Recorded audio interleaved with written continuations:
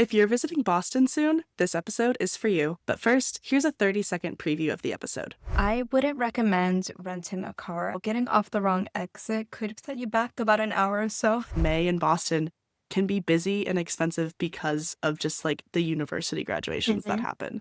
Yep, this is true. May is a very busy time in the city. Everybody goes to Cape Cod in the summer, especially on hotter days to take advantage of their beaches. Boston isn't really a cheap city, whether you're visiting or living here, so it's smart to kind of plan in ahead. Welcome to the Travel Lemming podcast, where we talk all things travel with our team of local and expert travel writers. I'm your host, Laura McFarland. My guest today is Claudicet, our local writer based in Boston. She's written tons of guides for Travel Lemming, all about the best things to do in Boston, neighborhoods to stay in, restaurants to eat at, and more. She's also a mom to her 10-year-old daughter, a yoga instructor, an art aficionado, and an expert on Boston hidden gems. Claudicet, welcome. Thanks so much for having me, Laura. I'm super excited to share more about the city and what I love most about it. Amazing. Can you tell us a little bit more about your knowledge of Boston? Like, what makes you our Boston expert? Yeah, well, I was born and raised in Massachusetts, a little city called Haverhill. It's about an hour drive north of Boston. And as a kid, I took art classes at the Museum of Fine Arts. So every Saturday, me, my mom, and my sister would head out to the city. And after class, my mom would kind of make a day out of it. So we would explore different areas like North End, Back Bay, or Fenway. And this was like pre-internet, pre-social media, pre-podcast. So with the little resources that she had, she still made like just an adventure out of it. And we got to explore the city as little tourists, and I think it kind of cultivated a little wanderlust spirit in us. I did move away to Atlanta in 2005 to attend university, and then I lived in Dominican Republic for a couple of years. So I've been back in Boston. Yeah, a little moving around, but I've been back in Boston for about 5 years now, and a lot has changed since I've lived here. So I've just been exploring the city with my daughter and soaking up the vibrant culture and really appreciating its history once more and kind of exploring it through a different pair of lens. Maybe not so much as a local, but as a curious traveler. So it's been a lot of fun. That's so awesome. I have the same thing. I grew up in the San Francisco Bay Area and then now live there as an adult. And I feel like growing up near a city as a kid and then living there as an adult are two completely different experiences. Oh, yeah. And it's fun, especially because I have my little one. It's fun to see the city through her eyes. So I get to see it through like a different perspective. That's awesome. And I'm sure that you have such a good perspective on like fun things to do for adults and young adults, but then also fun things to do if you have a family and if you're traveling with kids. For sure. Amazing. Well, I mean, my history with Boston, I've actually visited the city about 4 or 5 times now. I really like it. I have a ton of friends from high school that ended up going to college there, and Boston is a huge college town. So I would go and visit them every spring break and hang out in Boston and just explore the city. And then I've gone back a few times in recent years to visit family and friends there. And I love it. It's such a compact city. It's so walkable. There's beautiful architecture. There's so much history. And you have these incredible waterfronts because you have the river running through the city, but then you also have the ocean. And that to me is just so unique in terms of American cities. I feel like you don't see a river and an ocean in a lot of big cities anywhere in the U.S. It is. We're really lucky to have that exposure to like the most stunning waterfront views. I know, and you don't really think of Boston as like a beach city by any means, but I think that some of the beaches there, I mean, you can probably attest to it. Some of the beaches are really nice. They're gorgeous. They're really stunning, especially in the summer when you get to take advantage of the really hot summer days and kind of cool off in the water. They're really great. That sounds awesome. So let's just jump right in and say, why visit Boston? Like, what makes Boston special? Yeah, like you said, Boston is a compact city, but it's a huge melting pot of things to do and see. So it is rich in history and it played a leading role in the American Revolution. There's also those stunning waterfront views and just beautiful architecture to take in. It does have a lively and diverse culture, with so much to do, again, from museums to sporting events, music festivals, and just so much more. Oh, that's amazing. What type of travelers should visit Boston? Ooh, Boston is a city for history buffs, sports fanatics, foodies, music lovers, museum goers, culture travelers, and I mean, the list can go on. Boston is truly a great destination for anyone, really. Yeah, you mentioned some of that like American Revolution history. And I can just imagine that if you're someone who is into visiting historical places, Boston should be like number one on your list. It's the place to be. Yeah. So if you had to narrow down what are the most essential first timer things to do in Boston? Like someone just landed in Boston for the first time. What are like the different things that people should do? Mm. I think for our history buffs, they should definitely check out the Freedom Trail. That's top on the list. It's a walk-in tour. You could do it guided or not. That takes you through the historical sites of Boston's Revolutionary War.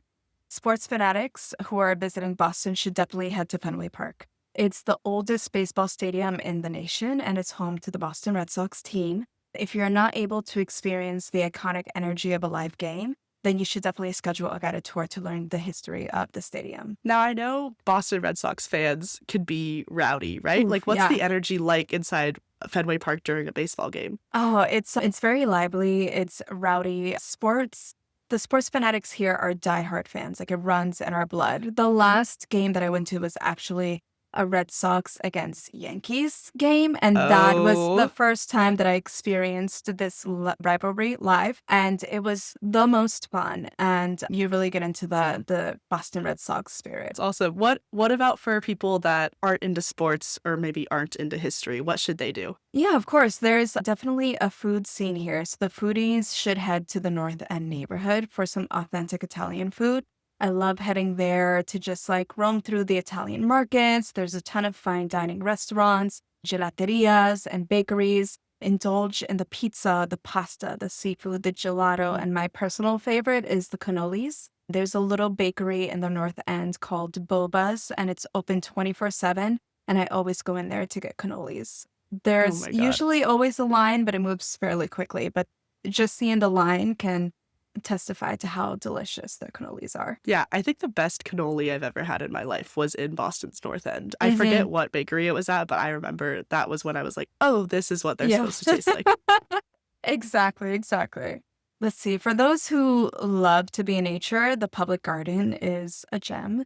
There are plenty of green spaces here for scenic strolls and a ton of different plants from weeping willow trees to roses and tulips. There's a cute lagoon at the center of the park, and you can even take the iconic little swan boat ride around the lagoon in the summer. That sounds so lovely, and especially emphasis on doing that in the summertime when the weather is nice. I don't think that you want to visit the public garden in the winter, correct? I mean, I've strolled through it a couple times on a warmer winter day, which is great because you have your hot chocolate in hand or a hot latte in hand, and you could just take in the views of the architecture and the buildings that surround the park. But the summer is just the dreamiest experience. What about any museums for anyone who really Oh, for likes an art sure, museum? for sure. So, for cultural travelers, I recommend my personal favorite, which is the Museum of Fine Arts. I've always been in awe of the museum ever since I was a kid. I feel like it's so majestic and grand, and it still is true for me now as an adult.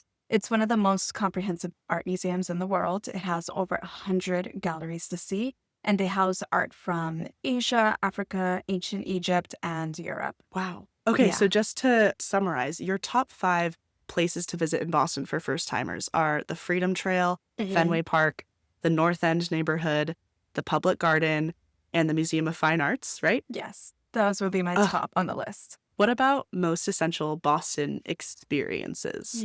I think that coming into Boston, you really have to appreciate its history and explore the historic neighborhoods around Boston. They all have beautiful architecture and cobblestone streets. While you're here, you definitely need to eat as much as you can. So there are incredible restaurants all over the city and in every area of Boston. So not just the North End, but also the Back Bay area, South End, and the Seaport District have amazing restaurants. I would highly recommend that you reserve in advance at a restaurant because they book up fairly Mm. quickly. The last thing that I would recommend that you do is visit as many museums as possible. Boston alone has over 40 museums. So there's a ton of museums to kind of stroll through and take in. That's a lot of museums for one kind of smaller sized city. Yeah, yeah. So if you want to get a quick overview of the city, I would definitely recommend the duck tour. What is a duck tour? The duck tour is a quick and fun, informative guided tour that's both land and on water. I never did it as a kid, but I've done it twice already as an adult since I've been back in the city.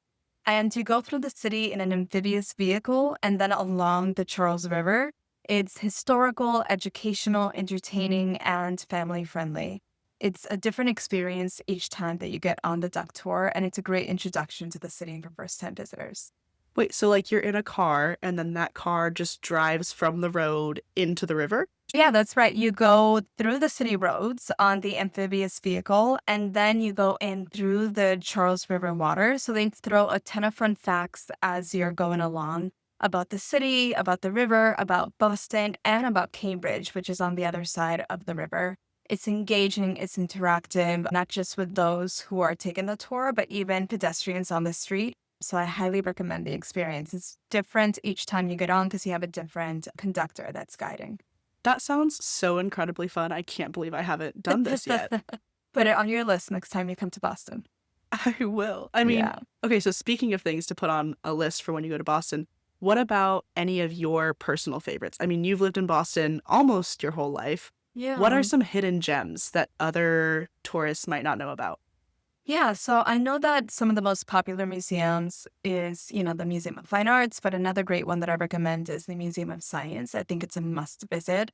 I don't remember enjoying it much as a kid, but now that I have a daughter and we've gone back a handful of times. It just has an extensive interactive exhibits, a planetarium, live animal presentations, and an IMAX film. So it's just a lot to see and do.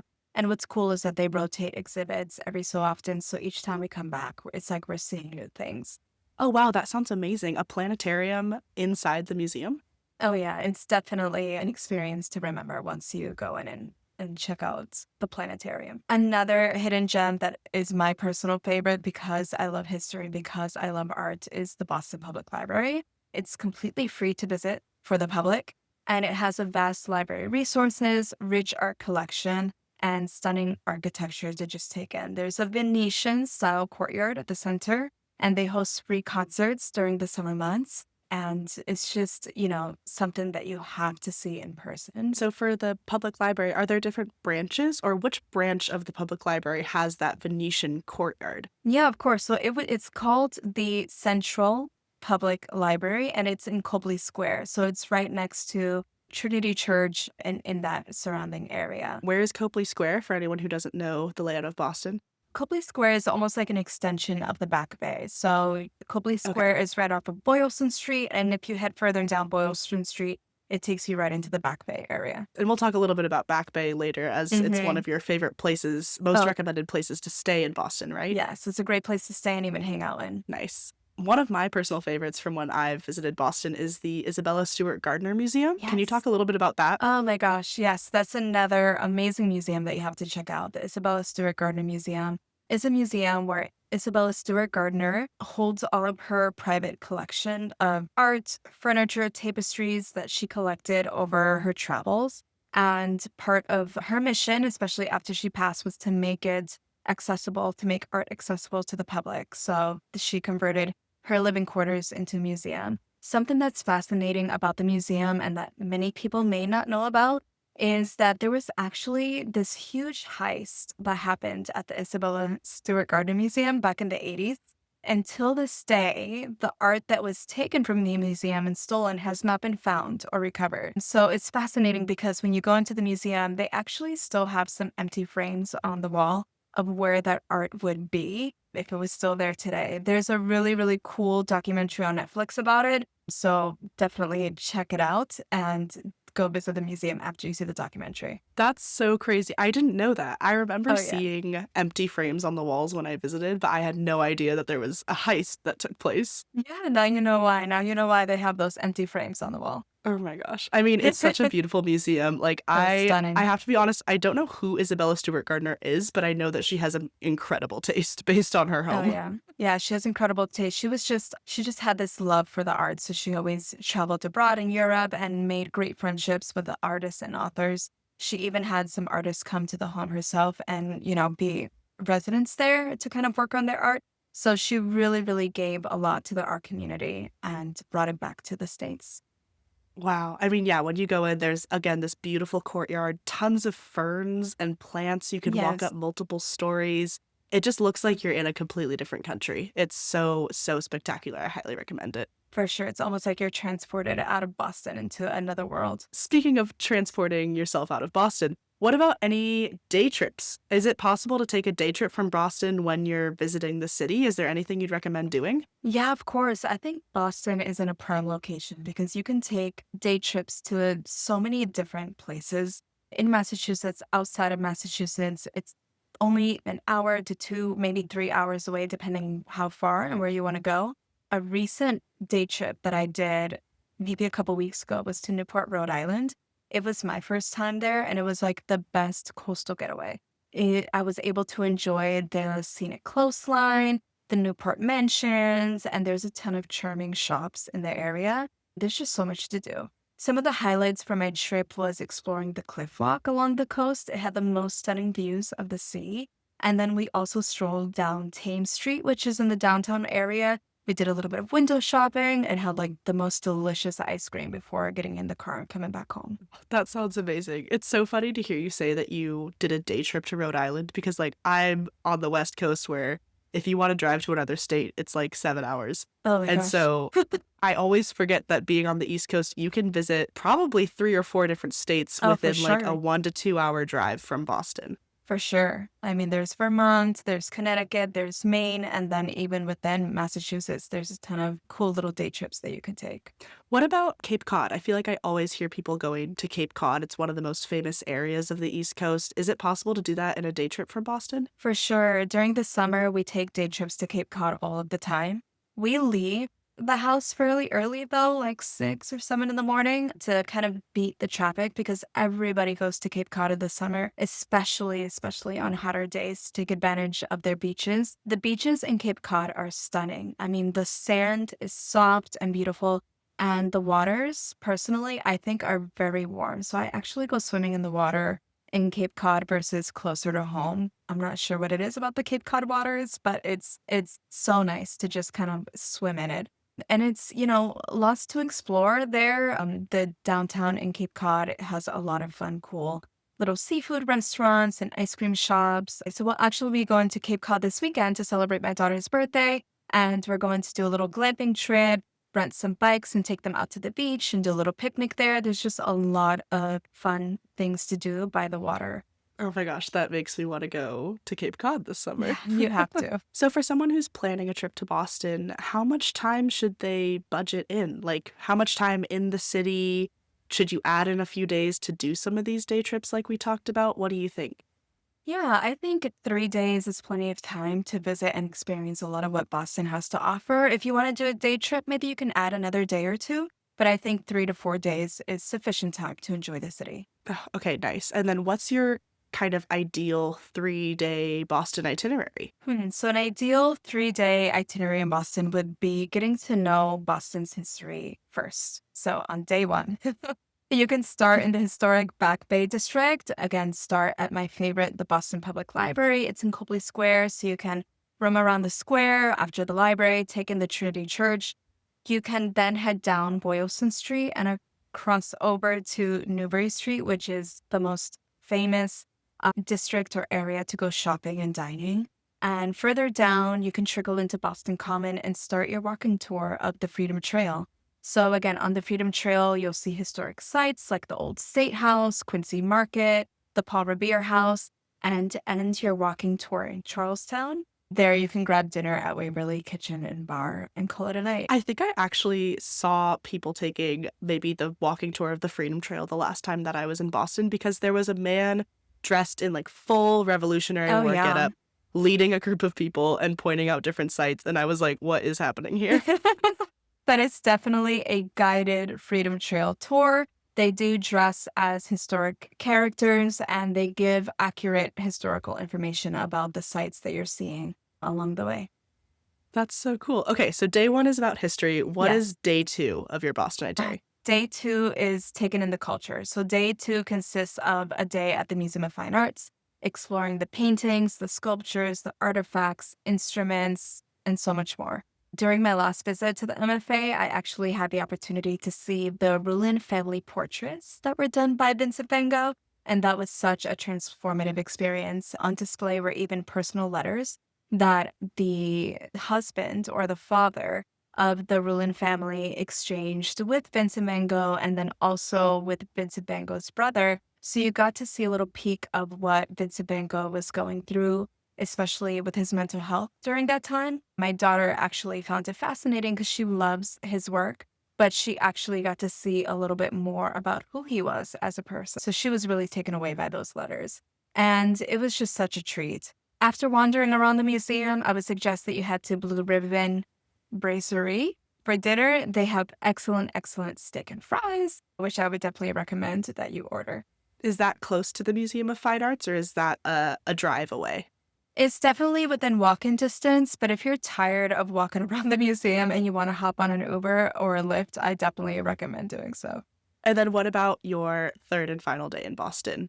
So I think that for your last day in Boston, you should actually head across the Charles River into Cambridge. I think that you should definitely visit the Harvard University campus while you are visiting Boston. It is the most influential university in the entire world. So start in Harvard Square.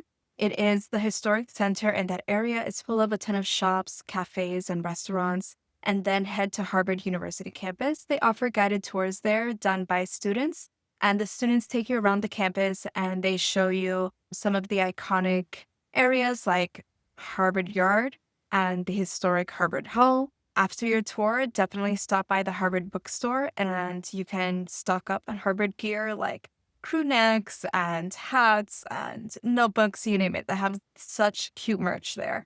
After that, spend your afternoon in Harvard Museum of Natural History. This museum has historic exhibits and a huge collection of natural artifacts. Finally, my favorite, end your day in Cambridge at La Fábrica Central.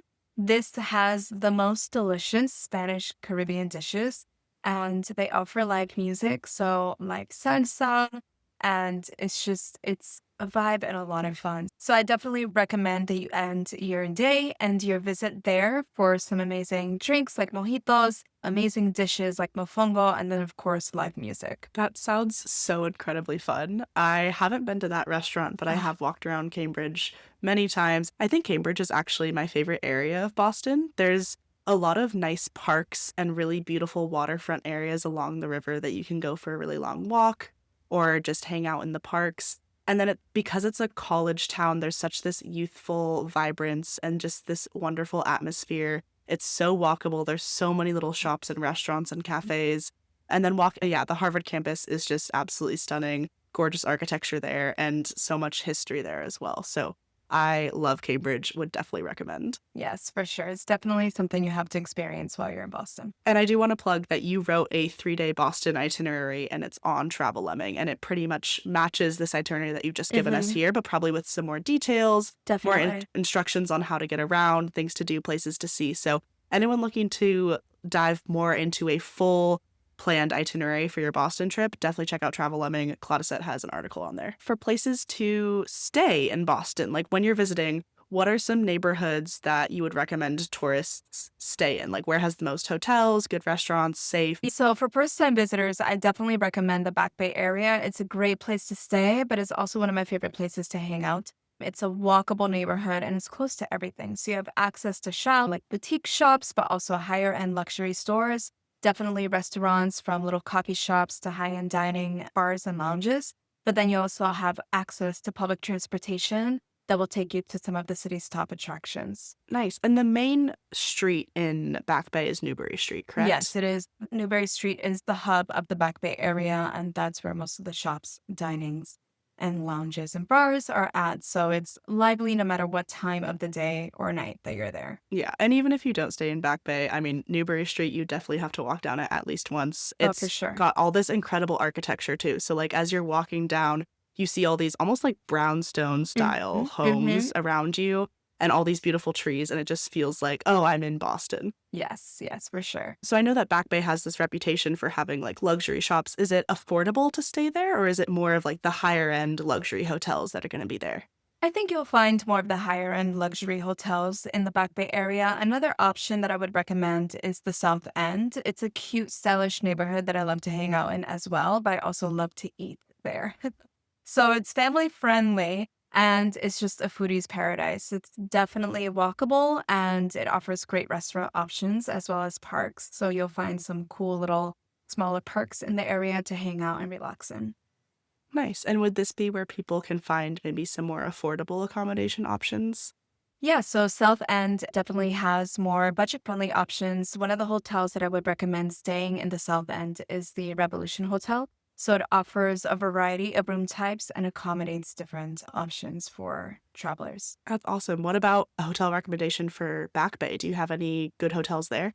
Yeah, I think the best hotel to stay at in the Back Bay is the Four Seasons Hotel, 1 Dalton Street. It's a in prime location with comfortable rooms and a ton of amenities. Okay, nice. So we have one kind of more luxurious option Yeah, with the Four Seasons, and then one very budget-friendly option with for the sure. Revolution Hotel in two great areas. That's awesome. And I know that you wrote a whole article about the best neighborhoods to stay in Boston, where you explore some other neighborhoods outside of just Back Bay. And you also have a whole article about Boston neighborhoods in general, not just places to stay, but just highlighting kind of the diversity of the neighborhoods in the Oh, city. yeah. So definitely check those out on Travel Lubbing if you're curious to learn more. So, for a trip to Boston, what should travelers plan to budget? Like, how much does it cost to visit Boston for a few days? Boston can be a pricey city to travel to, but then also live in. So I would definitely plan to budget anywhere from $100 to $400 per day, or about $800 per person for a 3-day trip. This covers accommodations, food, local transportation, and of course, sightseeing. Yeah, that is a little bit pricey. Do you have any tips for saving money or anyone who's traveling on a budget? Yeah, as a single mom, I'm always kind of keeping an eye out on ways to save while exploring the city. So, some tips for you is that there are actually a lot of free things to do in Boston, believe it or not. So, we have the Freedom Trail, which is free if you're doing a self guided tour. We have the Boston Public Library, that's free to the public. The Public Garden, Boston Common, Faneuil Hall Marketplace. There's a ton of attractions that you could check out in the city of Boston for free. As I stated before, Boston is full of museums, and a lot of the museums offer free admission. So, the Harvard Art Museum, which is in Cambridge, it's free to the public every single day. The Museum of Fine Arts on holiday Mondays, such as Martin Luther King Jr. Day, is also free. And the Institute of Contemporary Art, which is in the Seaport District, offers free admission on Thursday evenings. So if you do a little research, a little dig in, you can definitely find a lot of free things to do around the city while you're here. That's awesome. A lot of free museum days, it sounds Hmm. like. And you mentioned Faneuil Hall Marketplace. I think that's where I had maybe some of the best clam chowder of Oh, my life. There's just tons of food stalls there. You walk through, people are like throwing fish, maybe. I don't know if yeah. that happens, but like it just feels so lively and you have so many good smells all around you. And I think that you kind of have to get clam chowder when you visit Boston, right? Oh, Is for that kind of sure. a okay? Yes, yes. So Faneuil Hall Marketplace is in the downtown area. It used to be back in the revolutionary times, like a gathering area for the townspeople to talk about whatever's happening.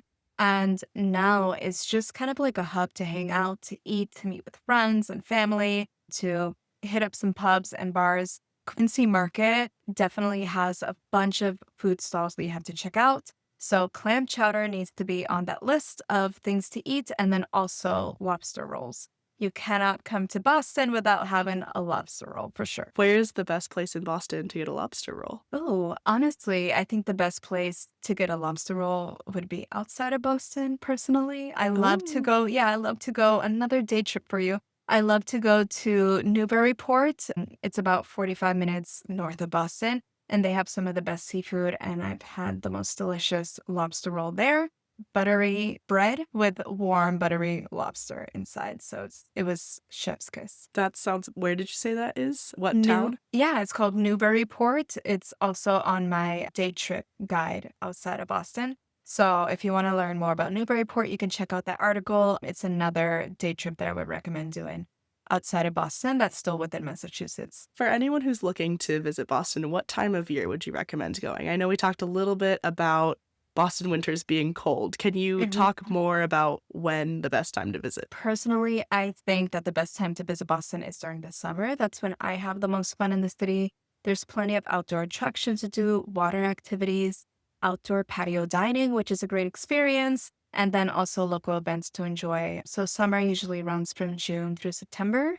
Early June is a good time to visit Boston because you can still enjoy some of the warmer weather before it gets too crowded with tourists.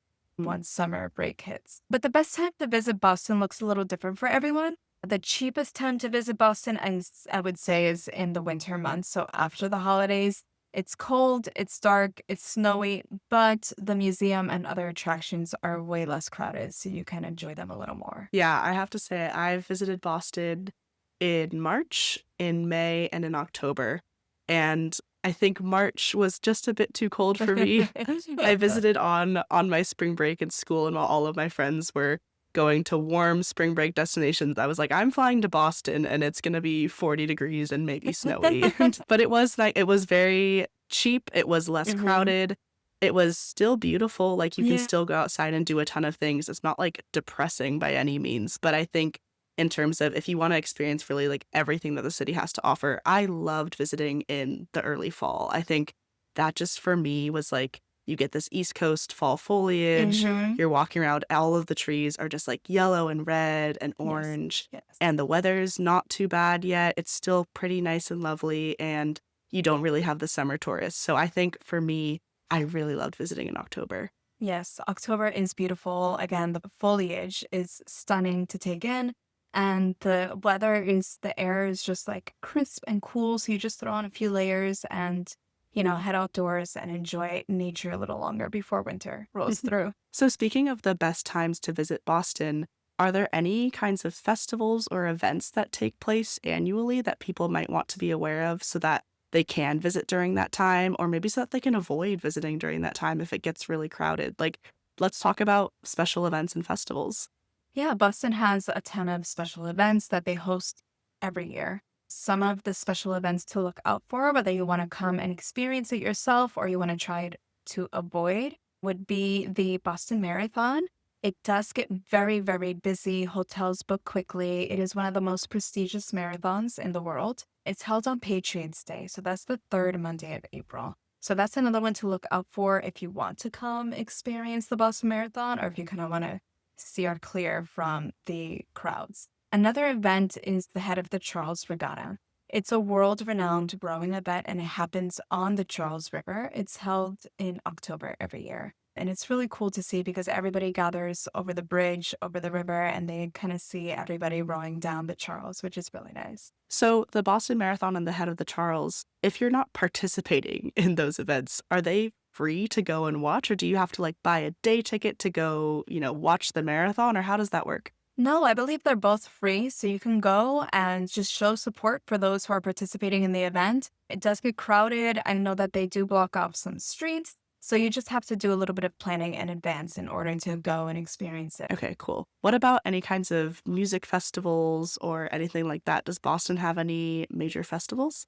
Yeah, so a music festival that Boston hosts every year is called the Boston Calling Music Festival. It is a large scale music festival that's held every Memorial Day weekend. It's usually the whole weekend, so Friday, Saturday, Sunday, and I believe Monday as well. I had a friend recently go this year and she had so much fun. She was there every single day and she was wiped out come Monday. So it is a lot of fun and it's usually a huge, huge crowd that goes and enjoys the music and the artists. That's awesome. And I think they get some pretty big artists to Oh to yeah, headline that festival, right? definitely. There's some huge headliners that come to the festival. That sounds so cool. And I Hmm. know we have to talk about Boston sports while we're talking about events and special things to look out for. I mean, Yes. it seems like Boston sports teams and Boston sports fans are maybe the most passionate sports fans, maybe anywhere in the country. What are some of Boston's sports teams? Let's talk about that. Yeah, I can totally agree to that statement. I think that Boston fanatics are some of the most passionate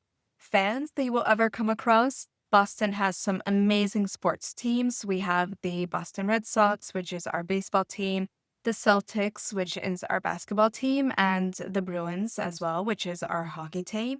And they offer really exciting games. So whether you go for a major game or the playoffs, it's a very vibrant experience. So those are also things to look out for when you're planning a trip to Boston. Yeah, I think if I am in Boston again, I'm definitely going to try to go to either a Celtics game or a Red Sox game. For It sure, seems like an experience that you kind of just have to have. you do. The Celtics team is also a lot of fun to watch in the garden. In terms of getting around Boston, would you recommend taking public transportation or maybe renting a car? Yeah, so I think Boston is an easy city to navigate on foot. It's very walker friendly. You have access to public transportation. So the T, which is the MBTA, it's connected to all major Boston areas.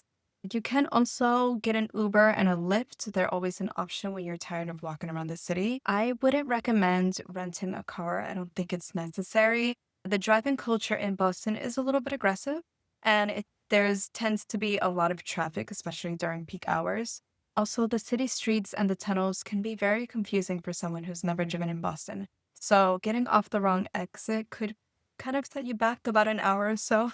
So, I would just suggest, using your feet, getting on the T, the train, or just hopping in and out of an Uber. I think those would be the best ways to get around Boston. Yeah, and I think something that people should know about taking the T, it has kind of a weird layout. We have to talk about that. It seems like all of the lines, like you can get anywhere that you need to go, but all of the lines converge in central Boston. So you Yes. can't, if you're like in Cambridge and you're trying to get maybe 15 minutes south, you actually have to go all the way into Boston, switch lines, and then go Yeah, all the way back out you just to do. get where you need to go. So it can be a little bit confusing, I think, navigating the T, but I would say it's worth it. It is definitely worth it. And if you use Google Maps, I mean, you could just plug in the address of where you're trying to go, and it tells you exactly what lines and colors you need to hop in and off of when you transfer in the center of the city. But yeah, sometimes it's like if you're trying to get just a little bit away, it might be easier to take an Uber Yeah, than take the T correct. all the way back into the center of Boston and then all the way Correct. back It out. might save you some time versus getting on the T. But the views from the T, I mean, some of it's underground, but I remember taking the T over the Charles River and just looking outside and seeing these gorgeous views of the river and all the Oh, trees and the yes. parks. And I was like, wow, this is actually a relatively beautiful subway system. Yeah, it really is. I think it's kind of easy to navigate, but somebody who's never used public transportation, it could be confusing. I find it a little easy. And, I have a car myself, and sometimes I drive into the city, but depending where I'm going, I just hop on the T. So, especially North End, because it's so hard to find parking. My daughter and I, we just hop on the T and take the T in and walk around. And it's just, it's so easy, and we make an adventure out of it. So, it's a lot of fun. I like taking the T. So I know you have a daughter Yeah. and you're constantly walking around Boston. How safe do you feel when you're walking around Boston by yourself or with your daughter? Yeah, I've always felt safe wandering around Boston on my own or with my daughter or if I'm with family or friends. Of course, there are safer areas than others, like any major city. Some desirable areas in Boston that offer safety and charm and close proximity to the city center would definitely be Back Bay. Beacon Hill is also a nice area, the North End, and also the Seaport District, which is, I guess, like a newer developed area that we have in Boston. Some areas that I think require more caution, some areas that I would avoid walking around by myself at night would be downtown Boston, the Fenway, Kenmore area, especially during or after a Red Sox game. And then also the West End neighborhood, the bars and streets can get kind of rowdy, especially after a Celtics game or a concert. Again, with those rowdy Boston Oh, sports yeah. fans. That's awesome. Thank you for letting everyone know about that. And I know that you go Yeah. into a lot more detail with your Is Boston Safe article Mhm. that's up on Travel Lemming. So for anyone that's concerned about safety, definitely check that article out. What about any common mistakes that visitors might make when they're visiting Boston? Or like, do you have any tips that we didn't already talk about? Yeah, I think some tips would be to budget for your trip in advance. Again, Boston isn't really a cheap city, whether you're visiting or living here. So it's smart to kind of plan in ahead. I'm going to repeat. I think that you should book accommodations, whether it's dinner reservations or booking a hotel way in advance with plenty of time, because they do book very quickly in Boston, especially if there's an event happening during the time of your stay. I would also consider staying near a T station. Again, Boston is very well connected via public transportation. Something you should pack is comfortable walking shoes. Boston is a compact city in size and it's easy to navigate on foot. Again, I love exploring the city via foot and walking around, so definitely pack some comfortable sneakers or shoes. Another tip is to bring a day bag. I never step out of my house without a day bag. It's, something that I could just keep all of my personal things together in one place while I'm exploring the city. And it definitely comes in handy to avoid small fees for checkout bags while shopping in the city. Okay, those are some great tips. And I just want to second your tip on booking accommodation in advance. I just visited Boston a few weeks ago. It was in May. And if you don't know, Boston has a ton of colleges, and it seems like Hmm. everyone is graduating in May. And so Yes. I went to book my accommodation, and everything was so expensive, so completely booked out for like several weekends in a row in May. I think Hmm. just because all of the families are coming in for Hmm. college graduations. So that would be something to keep in mind as well, is that May in Boston can be busy and expensive because of just like the university graduations that Hmm. happen. Yep, this is true. May is a very busy time in the city because all of the graduates are graduating, and it's week after week after week after week. It's one university after the other, and you have friends and family flying in from all over. So even the streets themselves are pretty crowded and busy just walking around the city because everyone's there to support. Which is so nice and It so fun, is, but definitely pricey. for sure. Well, I think we covered pretty much everything. I do have Mhm. one question for you before we kind of conclude this episode. What are your thoughts on Dunkin' Donuts? Oh, hmm. I And the think reason that that I asked that, let me clarify. The reason that I asked that is because I feel like I associate people, there's all these jokes about people in Boston like loving Dunkin' Donuts and like needing a Dunkin' coffee every morning. Is that true? Like, are people in Boston really obsessed with Dunkin' Donuts? people in Boston are really obsessed with Dunkin' Donuts. I am Dominican American, so coffee is like part of our culture. We have coffee every day, all hours of the day. So we are almost coffee snobs. So coffee is a big part of our culture. And then, Dunkin' is a big part of the Boston culture. So everyone who is a local here, who grew up here, loves their Dunkin'. You can spot a Bostonian here in the city if they have an iced coffee from Dunkin' Donuts. They're wearing their shorts and it's still like 60 or 50 degrees out. They're just diehard Dunkin' fans. If it's your first time in Boston, definitely hit up Dunkin' Donuts. I will say that Dunkin' Donuts in Boston is a lot better than like quality than Dunkin' Donuts outside of Boston. So I did live in Atlanta for a long time, and Dunkin' Donuts in Atlanta just not hit. It didn't hit the same way that it does here. So I will say that So go and get an iced coffee on a for 40-degree day sure. in Boston Yes. just for the culture. Just exactly. To Well, experience Boston like a true local. so Claudicet, if you could summarize in a few sentences why someone should take a trip to Boston, what would you say? Yeah, I think that Boston offers a rich blend of history, culture, and innovation, all in one walkable city. It is a destination that combines the past and the present both seamlessly.